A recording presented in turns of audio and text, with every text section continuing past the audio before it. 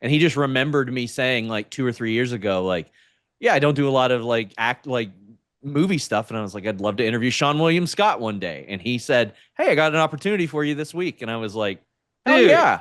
That's that's awesome. so cool, man.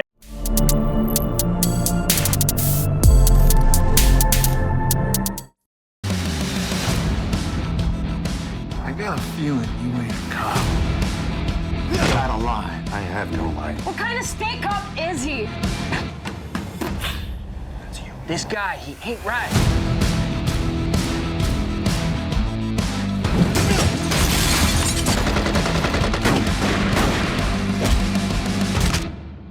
There are no good men.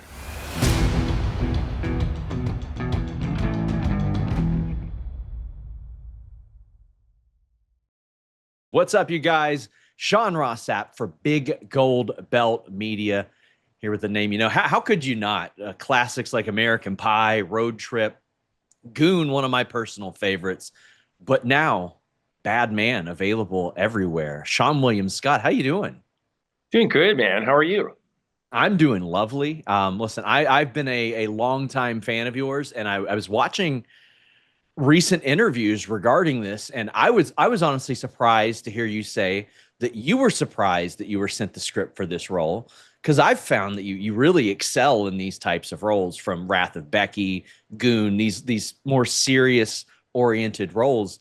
But what surprised you so much about being offered this role? Well, thanks. I appreciate the compliment. I mean, it means a lot. At that time, I'm trying to think if, Wrath of Becky.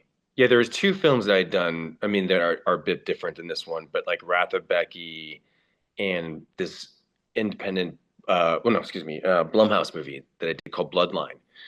Those were like two of the only movies that I played a sort of darker character, I think. In Goon's a different kind of movie, but still like, more comedic. But so when I got this script, it's not like I think that that Mike, the director, had seen those two other movies. So it felt like a little bit more like a leap of faith, based on more like the broad comedies that I've done. So I think that was the surprise. And also, yeah, when, the script is really amazing. I mean, I don't think honestly that I did the best that I could. I actually think that I don't know if I did it justice, to be honest. Like the character was really, really great. And so, yeah, I think that's how I feel about most things. I never read something and get offered. I'm like, yeah, of course they're going to offer me that. There's always like a part of me. It's like, wow, it's amazing. People are even thanking me for, their projects. So that was my mindset when I read it. So how do you approach this role compared to what the vast majority of people were introduced to you with those comedic roles? But you've done stuff like Southland Tales. Like, you are no stranger to serious roles. Yeah, but there haven't been many, right? But Sure. I think, yeah, but thank you. I think, what was great for me, this wasn't like, the kind of movie where the script was like, there were some good things, but then, it was problematic in other areas. Like, the script was so good. Mike was so smart and so ready. So, it was, I think for a lot of movies and a lot of the comedies that I've done, the characters have never really been fully fleshed out. So I've kind of gone in and improvised and tried to build on what was there, and this was, it was very clear who this character was. And it was also based on a real person.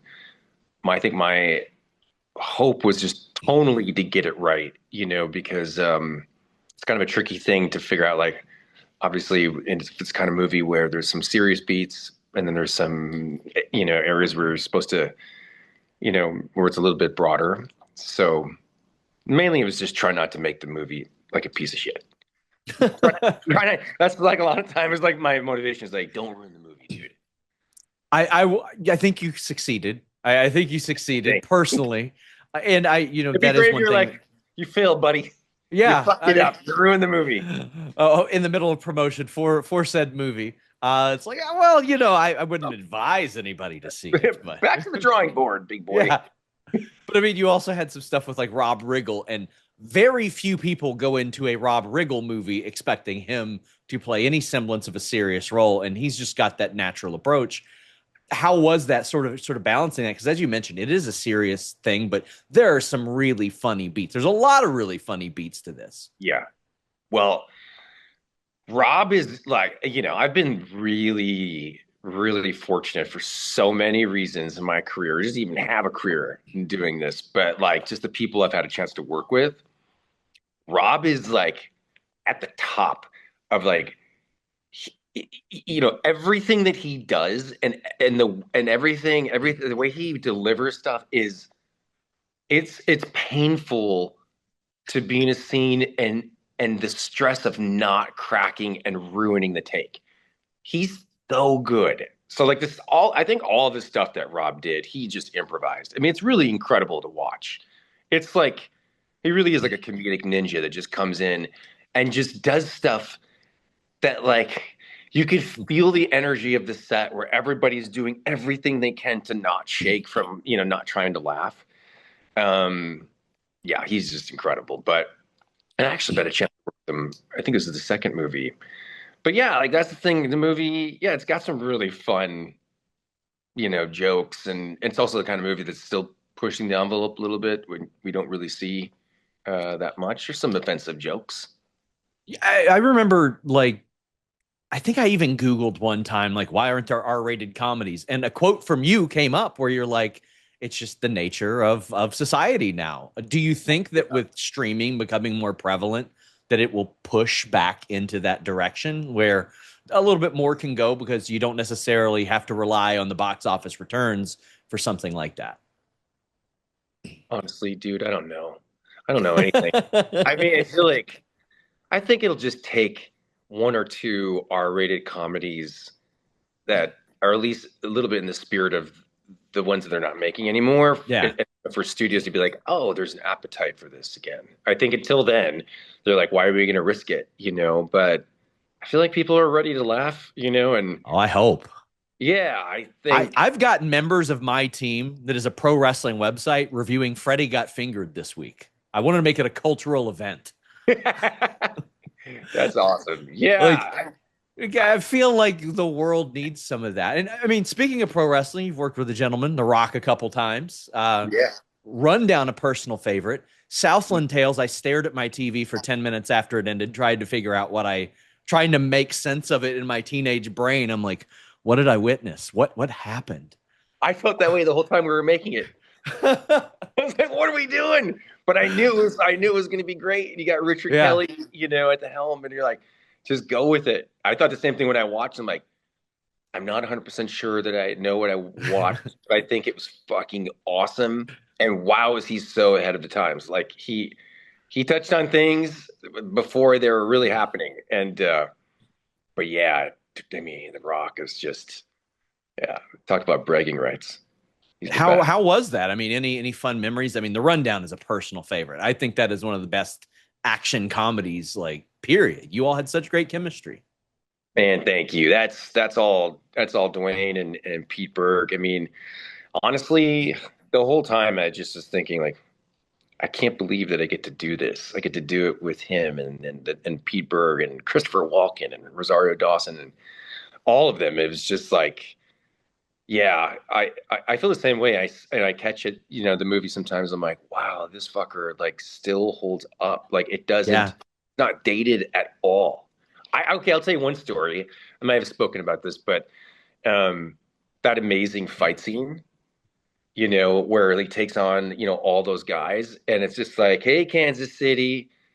I remember watching that, like, because I'm kind of like the commentator right on the sidelines, and I remember when they were shooting, I was like, holy fuck, like it was. I mean, Dwayne, like the stuff that he did, I was like, holy shit, he's so strong and so tough.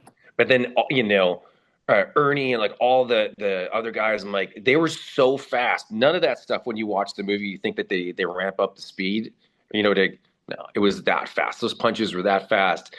I think most of my reactions in that scene were like real. And I'm like, what? Like it was Ernie incredible. was Ernie was a Ninja Turtle, wasn't he? Didn't he I think he played one of the turtles in the suit in one of the movies. Yeah. I'm pretty sure. I think so. Yeah, he was. I just remember being like, "There's no wires for those guys. They were flipping and just like it was unbelievable." Yeah, it was Love awesome. hearing about that. I mean, Bad Man, one of the things that sticks out at the first is it says based on true events. And you said it was based on a real person, your specific character.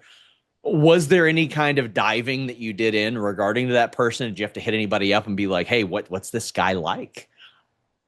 I probably should have. If I was a better actor, I probably would have done that. But I was like, my daughter was like, what was she? Almost 3. Is like, man, I don't got the time. I want to be my daughter. But no, I think there was also a part of me too that I did read about him, and I intentionally for this. First of all, I'm not a good enough actor. I'm not Christian Bale. I'm not somebody or like Daniel Day-Lewis. I'm like, all right, I'm going to like study you and become you. I know that that's never going to happen. So I think that, for me, it was like, okay, I think I have enough of what I need, and a lot of this is on the page. I'll just offer up my interpretation of this guy. I think you underestimate your own talent personally. I appreciate it. Because like I do remember when when Goon came out and I was like, okay, this is interesting. Let me check this out. And I was like, this is unlike anything I've seen of him. And it was such a heartfelt, emotional story. And you felt this like sort of intimidation, but sympathy for the character. And I was like, I think nobody could have played that better. Oh man, thank you. That was like just an incredible script, incredible character, the people, Jay and Mike Dowse and everybody around, Liev. It was like the perfect mix of ingredients. I think, yeah, that was just again like an incredible character. I'm sure so many actors would have, played that part and done a great job, but I just got lucky to be the one. As we wrap up, you did work with a first-time director here, but he had a writing credit for 30 minutes or less, which was a hilarious movie. Yeah. How was this? Mike was awesome. I mean, I've worked with a lot of first-time directors and a lot of great ones too. And he's just ready. You would never meet him prior to this movie and think he's never directed a film before. I mean, our first meeting, I was like, wow.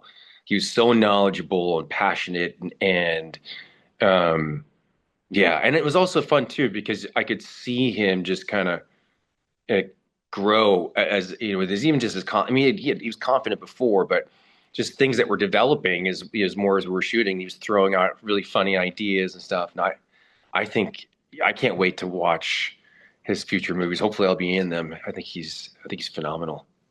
Sean, I want to thank you so much. We encourage everybody check out Bad Man, available on platforms everywhere. But thank you so much. I really appreciate it. Same here. Great to meet you, man. Thanks so much. Great to meet you. You too. Take care. Take care, guys.